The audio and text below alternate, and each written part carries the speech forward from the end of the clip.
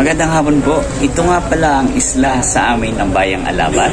Ipapakita ko lang po sa inyo kung anong itsura meron ang aming pantalan. So welcome to Alabat, Quezon.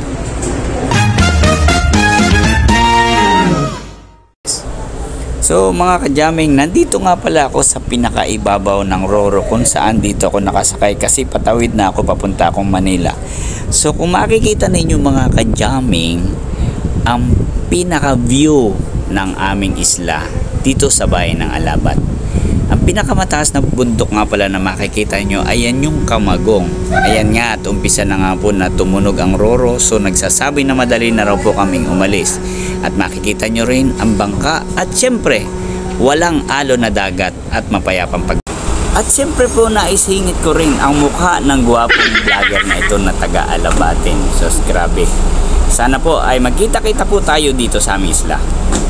So maraming salamat po at sana po nag-enjoy kayo sa aming magandang tanawin dito sa bayan ng Alabat, Quezon. Bye!